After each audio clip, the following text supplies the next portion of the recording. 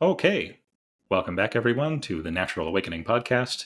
It's me again, your host, Wiston, and today I'm very happy to be joined by Vince Horn and Michael Taft for a discussion, bit of a roundtable on Dharma and parenting, or the intersection of kind of engaged, worldly householder life, and yeah, the birthing and rearing of children, and how that intersects with relationship and Dharma practice, intensive contemplative work. Um, Something that is often brought to me as someone who is a meditation teacher but does not have children. So I figured best best bring in some folks I know who have expertise in all of these domains. And as a childless person, I'll contribute what I can, have that perspective. I figure almost everyone listening to this, I would be surprised if they don't already know who you both are, but just in case they don't, maybe both of you could say brief who you are. This is Vince Fahuri Horn, and I'm a human being, first and foremost. But after that, let's see, this context, I'm a Dharma teacher in the insight meditation and pragmatic Dharma lineages.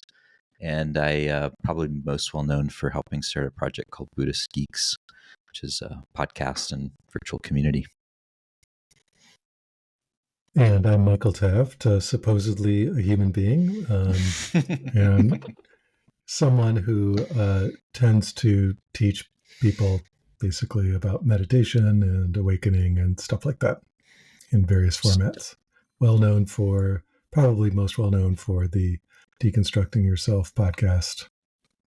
So there you have it. Yeah. And both dads, important for this conversation. So Yep. Maybe beginning, I guess I'd be curious to hear from you both in turn and in dialogue, perhaps. When you first came upon Dharma, in whatever form you encountered it, and kind of meditation practice, and with the cultures that comes along with, there's divergent views within different Dharma traditions and lineages on the appropriateness or relative value of celibacy, householder life. I'm wondering how your individual relationships to that changed over time, or how you first encountered that, how you've negotiated it as you've gotten older, more mature in your practice and in your life. Vince? Mike, I just want to say the last time we did a roundtable, the topic was on psychedelics, meditation, and technology. So this is quite a departure from that last one. Yeah. And that was a while ago. I don't know if either of us were parents then. I can't remember. I certainly wasn't. And if you were, it was brand just new. Barely. Yeah. Anyway, so that speaks to a little bit of the change. I mean, I consider myself lucky in that when I was first getting really heavy into the Buddhist Dharma stuff, as a late teenager, that I was also simultaneously reading the philosopher Ken Wilber's work.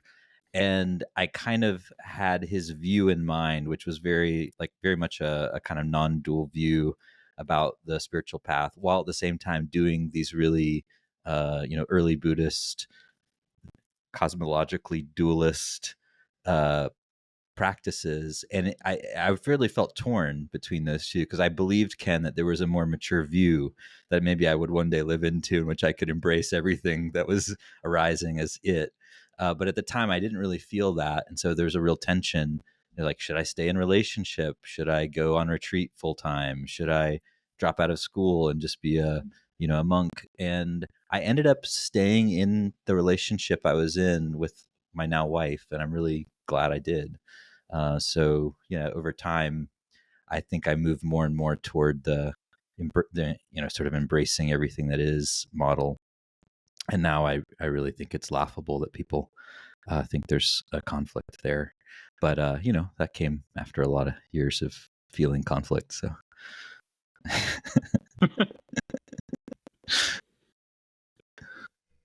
Yeah, I had quite a interesting relationship with these concepts. I think at first, and really honestly for a long time, I didn't imagine really that there was any problem at all with parenting and doing practice.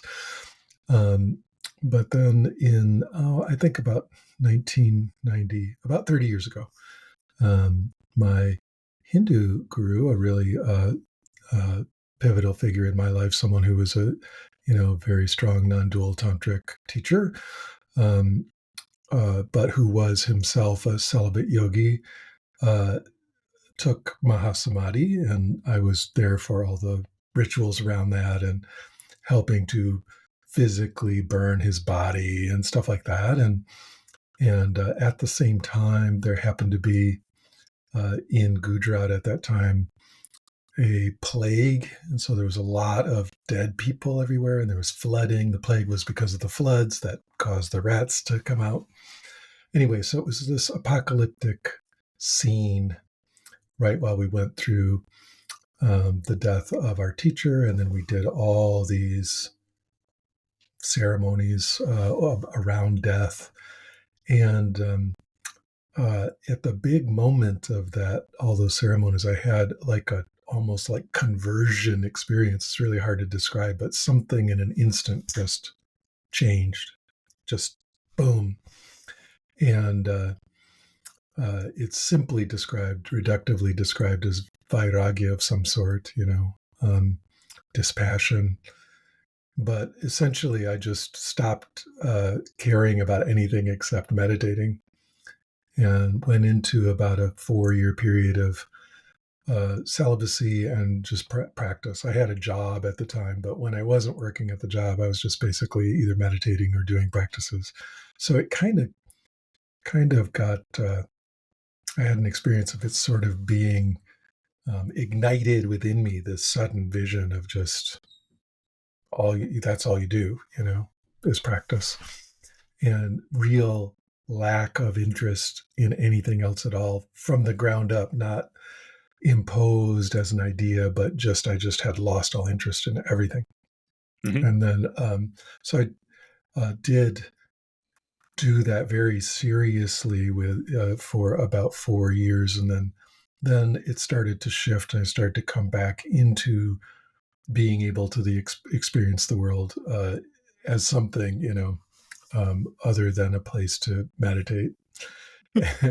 And so but in a different way, right? It's new, and since it's never gone back to what it was before, but over time, having seen for me, how really powerful and beautiful and helpful living this kind of celibate yogi life was, that wasn't really where I was going to stay. So this wasn't a decision. Again, it just gradually, I I was pushed back into engagement with the world. And now, all these years later, that just keeps unfolding. And it was like, now you're going to have some kids, or a kid at least at this point. So it's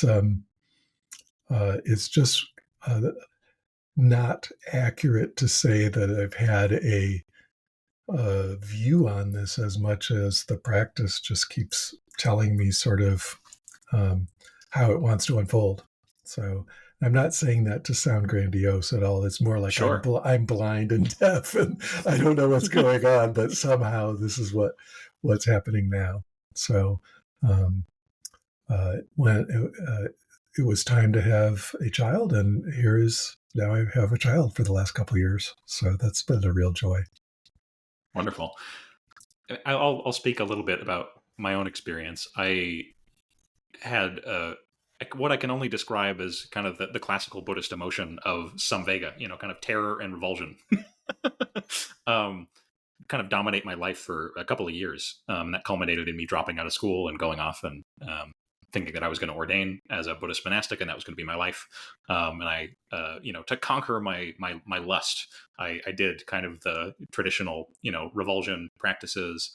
Got close to ordaining as a Theravadan monk at one point, and really just similarly, I did not care about anything, anything but practice. And I was young and I was arrogant. And I was like, this is not only is this what I must do, it is the best, and everything else is worthless. Which, well, not so. I kind of bought it hook, line, and sinker, that the celibate yogi monastic path was, that was for what that was for the serious people, and I was definitely one of those. So that's what I had to do. And I don't see it that way anymore at all. And actually coming out of that, because I had kind of in the opposite direction to you, Michael, there was a moment of just everything changed in a moment, and I could not go forward with ordaining. It just was not, that wasn't possible. Yeah. And I had to go back into the world. So Well, there was difficulty after that. I want to just interpose there for a minute, Wystan, and Yeah, please ask, do. When I try to describe this story, it's really hard to communicate the fact that it's not a decision. And I'm curious if number one, you feel that way, and number two, how do you talk about that? Oh, I don't talk about it. Right. Yeah, exactly. I think that's the first time I mentioned in a public setting that's whenever I say, I was dead set, like there was zero doubt for a second that I was going to be a monastic for the rest of my life. And then that all changed in an instant, and it wasn't a decision. That's hard to talk about. hard to frame for people. It's hard to frame for people. And yet I think it's interesting that we're both describing having those kinds of experiences. Like, okay, it just changed. I don't know why. Where does that come from? Again, I'm not suggesting, I'm divinely guided or something at all. But I am saying, but it's not a decision. So who knows where that comes from? Anyway, sorry to interrupt. I certainly don't. Yeah. Yeah. But all of us, for various reasons and decisions and non-decisions alike, combination, are married, engaged, with the world, with relationship, and I guess for someone who is really feeling that turmoil or that some conflict, maybe in terms of time or some, for lack of a better term, spiritual ideology that kind of militates against kind of worldly engagement as a hindrance, basically, or as an obstacle. What I assume people come to you both in your role as teachers. They do to me sometimes, but you're both much more experienced teachers than I am. So how do you meet someone who's bringing that, who's kind of in that quandary? I mean, personally, I don't I don't have many of those folks reach out to me anymore. I think the way that I present myself in public kind of filters a lot of that out these days. So that's not something I've had to work with lately. But I do still work with people who seem to have like their predominant view is like situated in the, like I'd call it the first turning view, of the classical Buddhism. I mean, for sure. And there, as a teacher, it's easier for me to recognize, oh yeah, this is developmental. This is a natural stage for people to want to sort of transcend and get out of their suffering, and to be sort of self-obsessed about that. And so I try to work with them where they are, and then kind of like, invite them to question that view a bit. And through practice and through realizations to gradually dissolve that view so that they don't have to feel so scared of being alive. Are free not just from phenomena, but are free to, engage in and with, through and through phenomena. So that's generally how I work with it. But I haven't run across so many people that are really like, oh, I need to go be a monk, and I don't have, I haven't had to deal with that lately. So I'm not sure how I'd be like, really? Okay, why are you talking to me? go find a monk.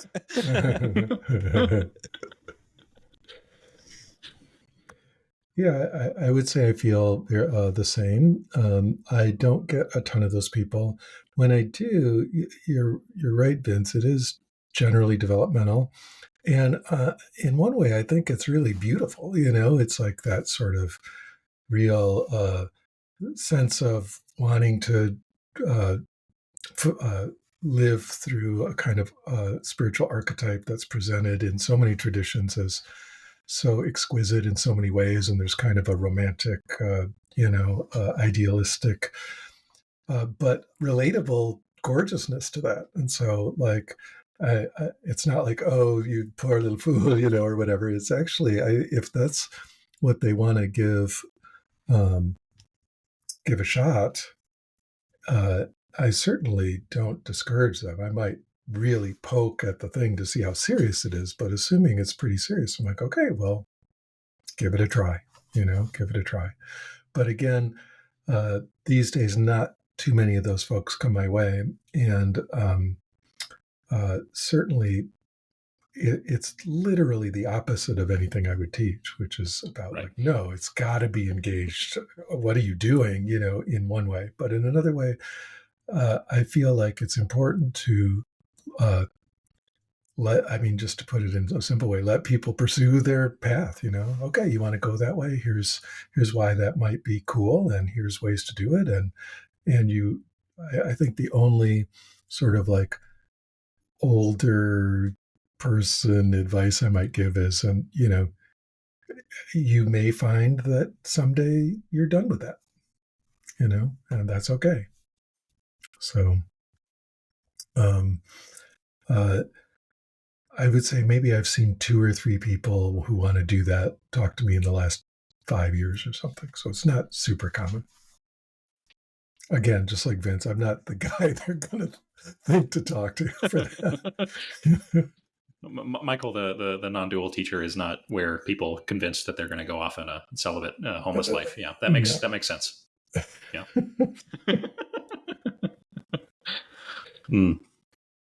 So on the more practical end, and maybe you do get more drawing on personal experience, and then also working with students. For those who do have children or who are considering having children, just practically, how does one hold that all within practice, and more demands on time, less sleep? I mean, this is a trouble for any parent, I imagine. So I've heard from my friends, including practice in that. I hear regularly from some people that it is a real challenge, and it sometimes, even for years, dissuades people from practicing at all. They just feel like they don't have time, or they don't have the energy for it to be one more thing on their plate, which is kind of how they can sometimes relate to it. Mm-hmm. Enforced yaza is a thing. Right. Yeah.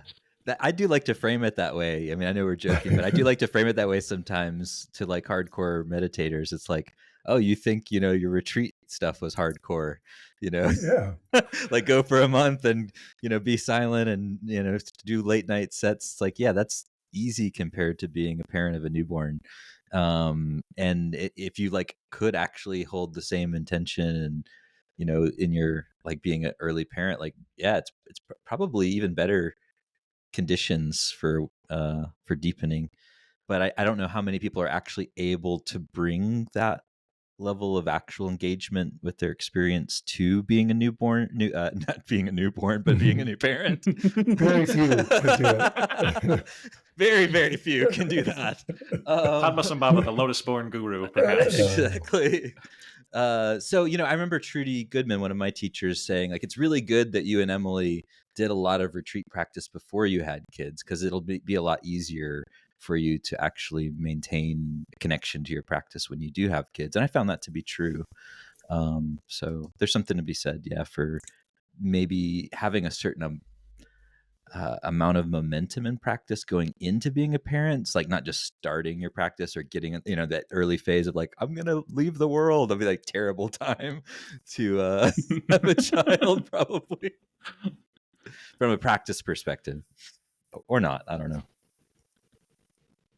Yeah, I think that one of the reasons people decide to become celibate, if it's a decision, and go do that, is like, it seems like, I think you mentioned this, Wiston, it's kind of the hardcore way to do it. And I'm seriously into this. I'm going to do the serious hardcore thing. And then you get around with old yogis and they're telling their war stories about meditating on the bare concrete covered with mosquitoes. And, it's 3 a.m. and the horns are blaring in Bangkok or whatever. And I just feel like, yeah, what about when you had to get woken up and the baby squirted poop all over you, and just it's like, and did you try to maintain your meditation then? It's like it's in a funny way of talking about it, like, let's talk about what's hardcore, Yeah. and so and I agree with what Trudy said to you, Vince. It's like it's a lot. I can't even imagine doing it without having been trained first. But having been at least somewhat trained, to the best of my capacity, it's like bringing that into that experience is actually, of course, is very good deepening, right? In the yogic sense of, can you keep your shit together while the shit is flying, that sort of sense. But also, of course, in a whole other way, to back off the hardcore thing, just to notice the joy and the beauty and the wonder of, and maybe even kind of like terror of the whole thing, in those moments, and really kind of appreciate all that. I mean, there's something about it that is, when you realize you've been given responsibility for a life, it's a big deal. It's wonderful, beautiful, and terrifying, right? And so handling all those feelings and handling just the situation and understanding that your job is to be helpful and kind and stuff. It's pretty straightforward, and yet a real challenge to those of us who have any you know selfishness or self pity left. It's like, wow, this is hard. It's not about me ever, ever. It's all support and help and trying to be there for someone. And that's and it's real natural. So it's not like, oh, I'm trying to maintain my bodhisattva vow with it's just no, your child is, needs something, so you're gonna just do it. But it's like, it doesn't mean it's not intense sometimes. Just to add on top of that, Michael, I was remembering as you're talking, hanging out with David Loy as a Zen teacher and philosopher and parent, and he had an adult child at that time, probably close to my age. The writer. Yeah, the writer. Yeah, yep. great Zen book. teacher. Yeah. We were living together near each other, neighbors in Boulder, Colorado at the time, and I was hanging out with him quite a bit. And I was telling him we were planning on having kids, and then later I told him my wife is pregnant, and his whole thing to me was, you've been married for a long time to this person, and they've given you all of their attention. It's like all directed towards you. And now it's not going to be. And he's like, that was for me one of the hardest parts about becoming a parent. And just, I want to communicate that to you so you can see how painful it'll be. Or I don't know why he told me that. Maybe a warning, but yeah, that was really interesting, and definitely one of the you put it well, Michael. Like, it's not about you at all. So yeah, you'd like some radical decentering of the egocentric perspective. I can only imagine. It's been difficult enough, coming out of an ascetic shell into a full hot-blooded relationship with yeah, that was difficult enough. Yeah. I mean, nature helps a little bit. It's not just mommies that get filled with special chemicals that help you to deal with it, and changes your mood in a positive direction. But so that's there, and it's definitely real. But the mood of, I'm going to do something to sort of like practice my spirituality today, just gets blown completely away, right? It's not like, that's not, I would say, at least my experiences, that's not the reason I'm doing that. It's like, right. having this wonderful, difficult, beautiful, frustrating, upsetting experience with my child, and that's what I'm doing. It's wonderful to be there. And sometimes, honestly, even ecstatic just to be with this awake little being, who's you love so much and who is so alive. That's what I'm doing there. And it's not like, oh, this is me practicing my Dharma or something. I mean, but of course that is there. That comes in and you just recognize that, oh, my ability to not lose my shit right now is directly because of like practicing,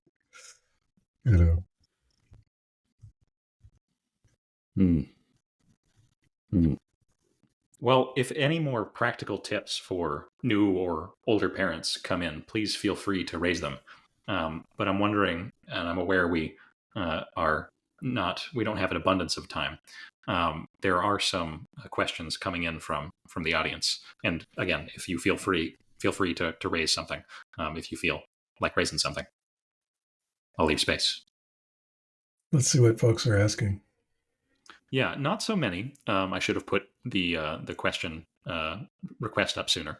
But one of them is, and I guess this is on the parenting strategy end, or bringing up a child in the Dharma, if that is even desirable. Kind of basic and broad. This is the question.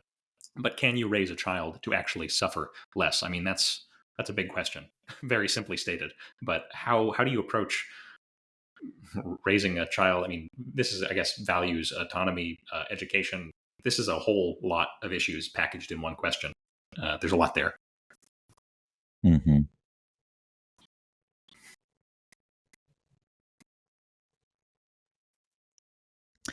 I'll start maybe. I was just thinking about how when Emily was pregnant with our son Xander, at the same time I started getting sucked into the Ram Dass community and Kirtan with Krishna Das, and something I'd always found kind of distasteful and kind of too hippie and too lovey. But suddenly I was like pulled into this, and later, I found out my son really connected with this tradition, and he like has memorized the Hanuman Chalisa, this is ridiculously long chant, and like really loves this stuff and like does it himself. It's not even something I've like tried to, it's not a trip I've tried to lay on him. If I was going to lay a trip, it'd be the Buddhist trip. And so what that kind of taught me was it's like kids have their own karma, and part of my job as a parent seems to be like recognizing what it is and sort of supporting and nourishing their autonomy as they develop it. And then also recognizing like they're not going to be totally differentiated and integrated individual when they first come out of the womb. Total opposite. So very much like understanding like human development and trying to find, okay, where is that edge where I'm like empowering them, giving them as much choice as they're able to handle with respect to every part of their lives they're engaged with. And then noticing when it's like too much or too little, trying to find that kind of right balance. That I guess is to me has been like a meta principle of parenting that's worked so far. It's so awesome that he's memorized the Chalisa. Yeah, like my little guy definitely is all about Hanuman. So there's something there for kids. Yeah, there's something there. Yeah, beautiful. But I mean, and I'm talking, he's little, but he really gets into Hanuman. Oh, that's cool. Yeah. The question is easy if you ask it in reverse. Do you think you can raise a kid to suffer more? And the answer is, of course you can, right? Of course you can. I remember, I forget which teacher it was. This was one of the hardest things I ever had to hear someone say. It was some supposedly enlightened being or whatever, but they asked him, what's the best way to, awaken and so on. And he said, have a good childhood. And I was like, oh my God, I'm doomed, right. But,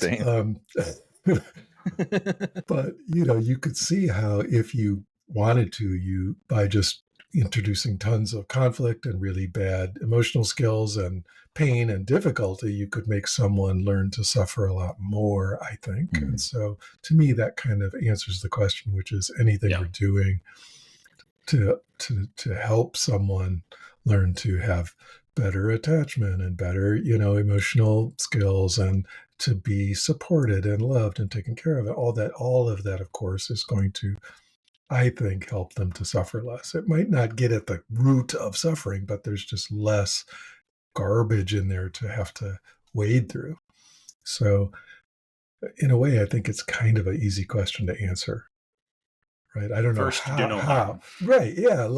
And maybe do a lot of good, should just try to help them to be at least conventionally happy, and Yeah.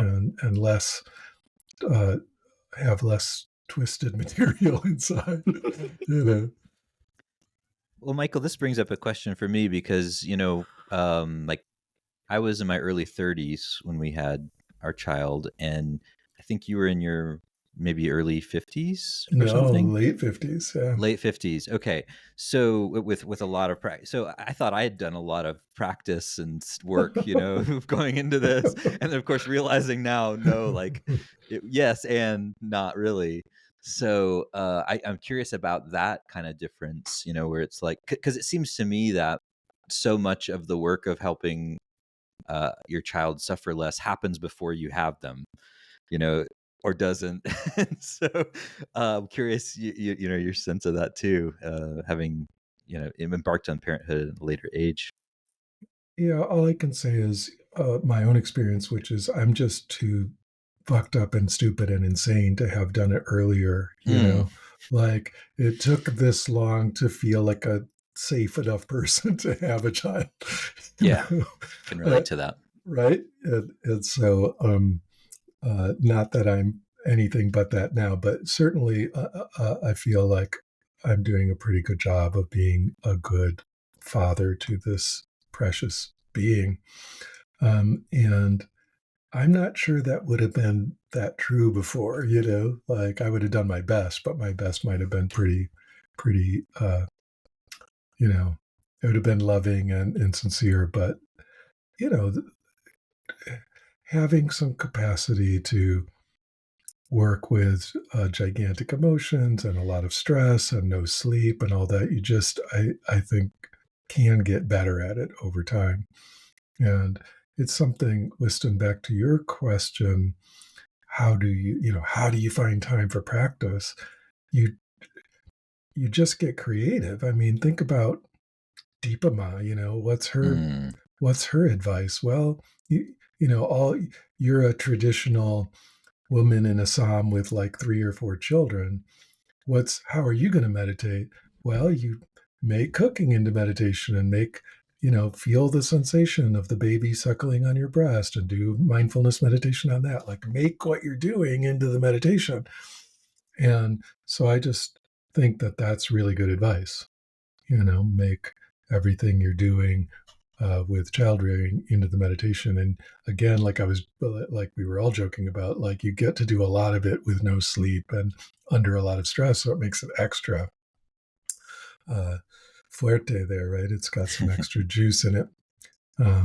But I'm certainly glad that for my system that I think waiting longer was a good idea.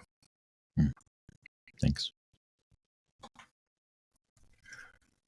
Wonderful. There's 2 more questions, and feel free to circle back or add more to things we've already covered.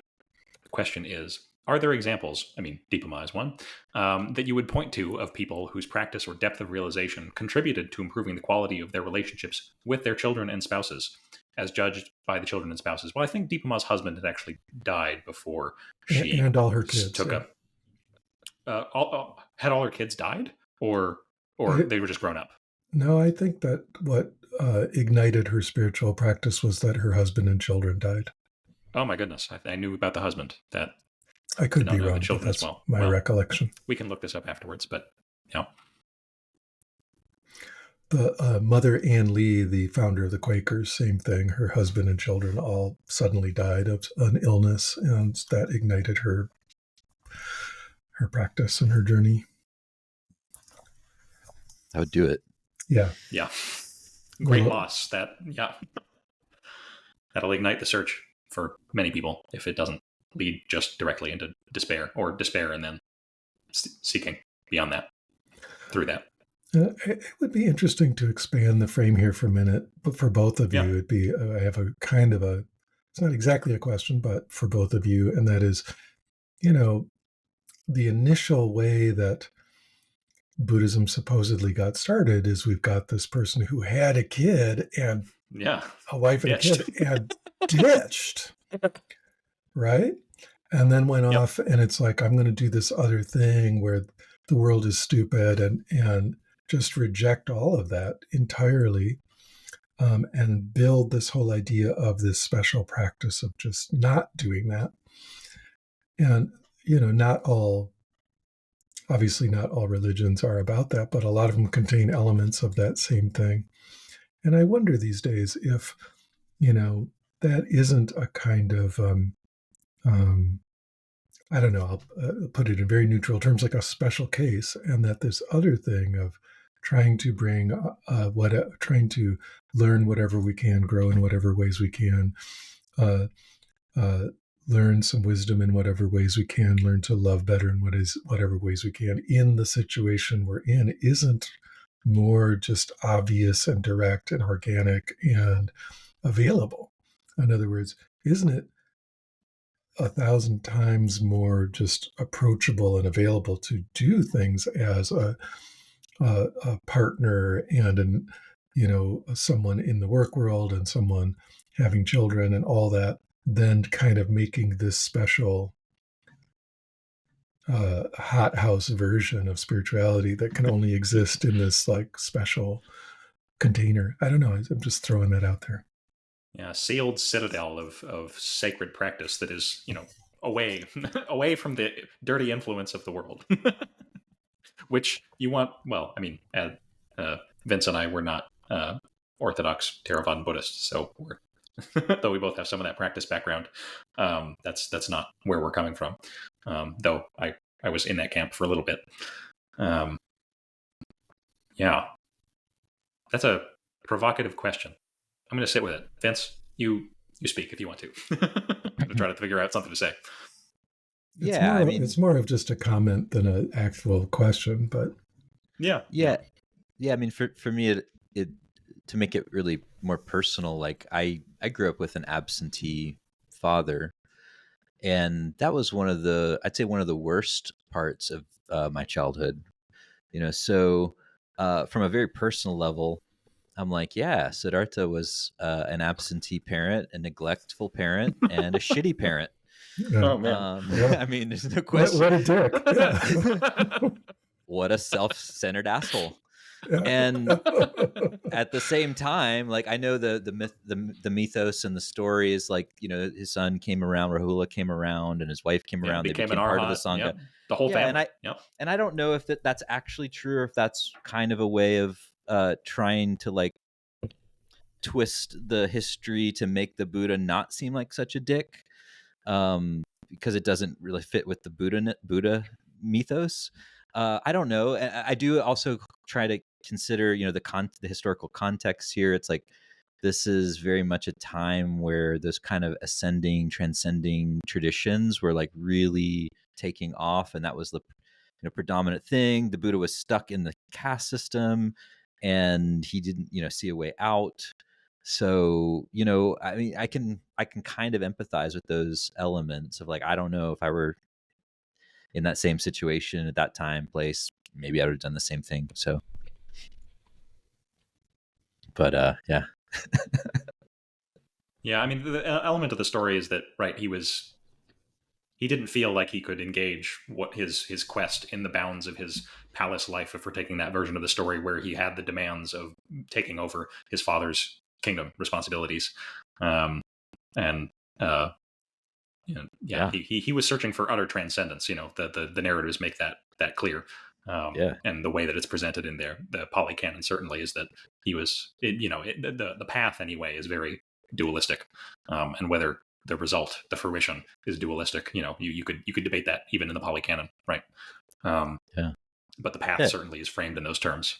And I don't know how many, at the time in India, like maybe Michael, you know more about this. Like were there any people who were going around teaching non-dualistic, like you can be a parent and still wake up, I wonder how many, did he even have any models that even suggested that was possible?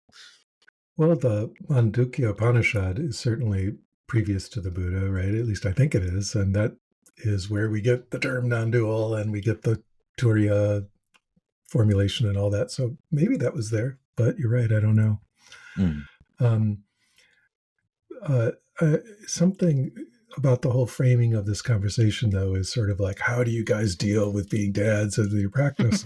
and so, I'm like, this is what I'm pushing back on slightly. Is Yeah. And so I think I've spoken about it a little bit, but something that I feel is kind of missing here is how fucking awesome it is. It's like not, I deal with being a dad and it's sort of a drag to have a kid because I can't go stare at my navel. It's like, no, this is like really amazing. And so I just want to make sure that people hear that. Like, this is not like, I'm putting up with it or something. It's like, this is the best possible thing I could be doing. And it also happens to be really fruitful practice-wise, but like I'm interacting with this being that like I say, sometimes it's ecstatic. I just love doing this. So I want to make sure that's clear, and I invite you, Vince, to talk about that as well. Yeah, well, yes, and for me, it's sort of both because, like part of the reason I put off being a parent intuitively was like I knew it was going to be really fucking hard in my own case. Having had a lot of multi-generational trauma, especially through my Palestinian kind of lineage, and having had an early childhood with a lot of neglect stuff. And so I kind of knew a lot of that shit was going to come up while I was a parent, and it totally did. Yep. So, for me, in the same way that women have different kinds of pregnancies, you hear about like the goddess pregnancy where you're like the person is glowing and they're happy and they're like, hiking up Mount Sanita, like passing people that aren't pregnant. And then other people have like really difficult pregnancies. I think there's something there where people have different, paths through the parenthood experience. And mine was on the more difficult side, has been, but all of that is the transformation that's come from sincerely engaging with that material and healing and not really having an alternative other than just passing it on to my son, has really opened up a lot of beautiful love and joy and connection and just deep gratitude for being alive. And so in that sense, I'm so grateful for this journey and for my son for kind of forcing that, forcing those issues to come to the light. Yeah, but so it's very true. Thank you both for bringing the love, connection, and opening piece in. I can say honestly that has come much more into my life and my practice as a result of my marriage. And I imagine if I did have children, that would, my own conditioning. I also had a largely absentee father who struggled with alcoholism. We talked with my therapist about how that contributed to my spiritual formation. my running away and trying to get away from everything. Maybe that's why we love the Buddha so much. We're like, hey, right? Like our dad. Daddy.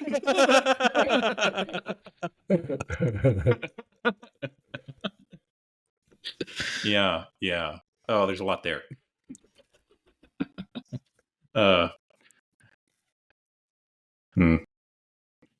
Basic transference.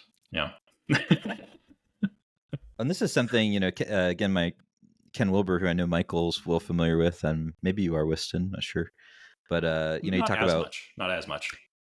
yeah, he talks about like, waking up and cleaning up as two different things you can do, and they're not really the same path. And so, like from that more integral spiritual perspective, it's like, yeah, being a parent is and having a kid is also just great from the point of view of like a more integrated spirituality that includes all these different dimensions of life. It's it's pretty beautiful in that sense. Well, after I feel teared up. It's wonderful. I mean, this is audio recording, but I can tell you their faces are glowing. With the love is obvious, and I feel very moved. Mm. The question that I wanted to raise before we conclude here, I think we agreed for just about under an hour to meet here, is some people will bring in a concern, especially maybe from some um, partially informed Orthodox, Dharmic religious perspectives that, well, bringing another sentient being in here who is vulnerable to all of the vicissitudes of samsara, right? Is that not a weighty responsibility, or perhaps even a wrong thing to do? And Vince, you gave kind of a very correct Orthodox Theravadan response, which is, well, anyway, I'll tee that up for you both to respond to.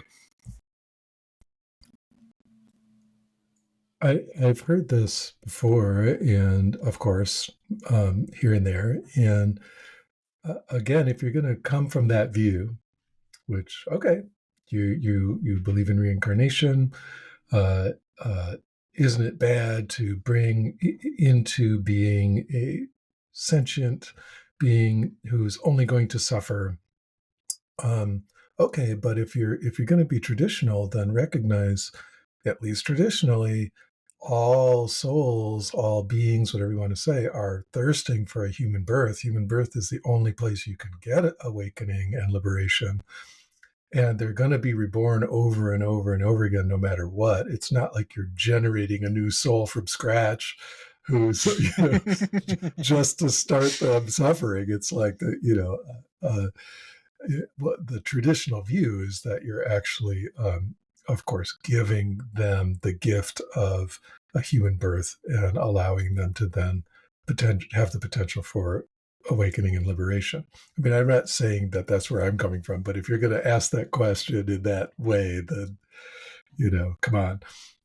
But furthermore, uh, uh,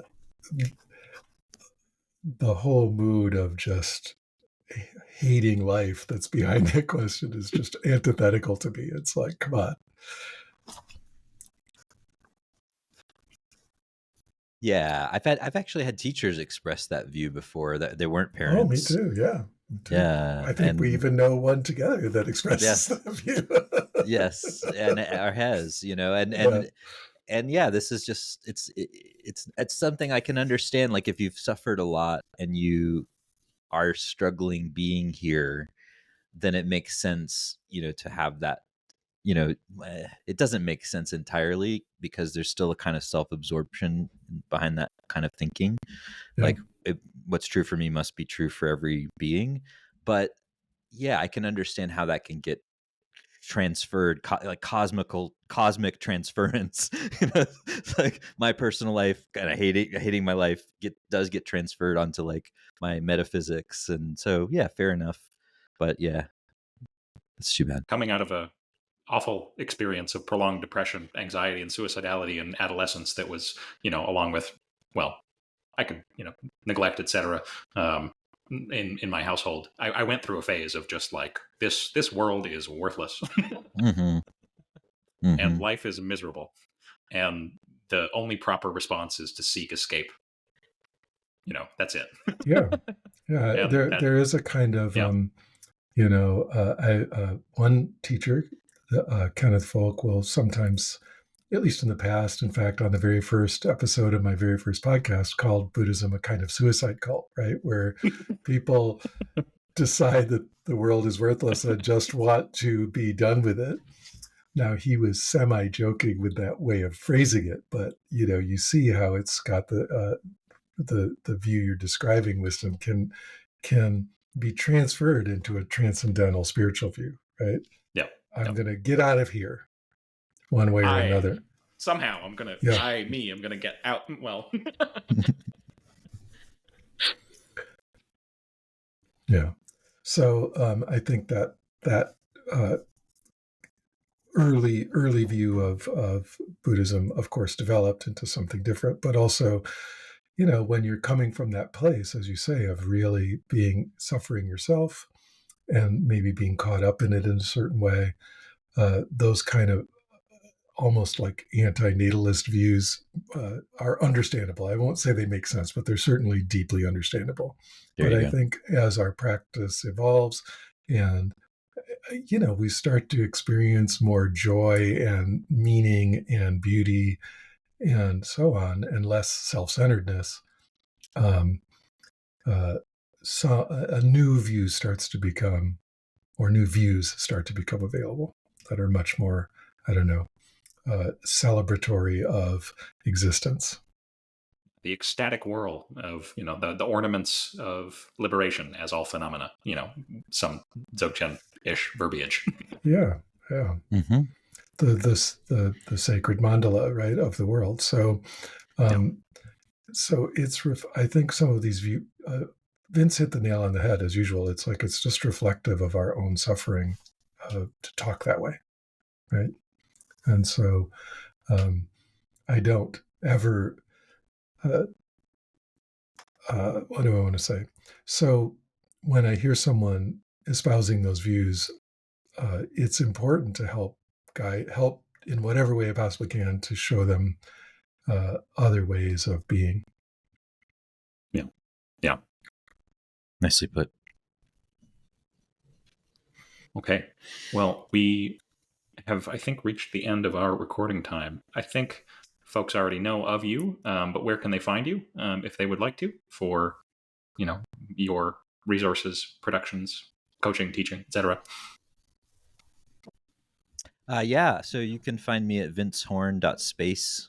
This is my link tree where it points to all the different things I'm doing, including the ones you mentioned. Thanks, Wiston. And I've just got a ancient and encrusted WordPress website called deconstructingyourself.com. It's got all the links on it. Okay, thank you so much both for coming. Is there anything final you would like to send people off with before we depart? Let's see how long it is before Wiston has a baby. Yeah, I've already started poking him on Twitter. Should we put bets in now or wait privately?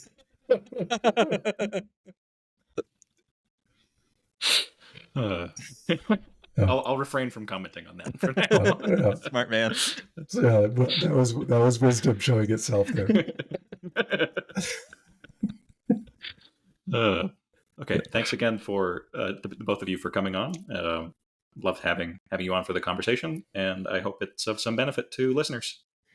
Thank you. Take care, everybody. Bye. Great to talk to you, Vince. Likewise. Bye-bye. Take care.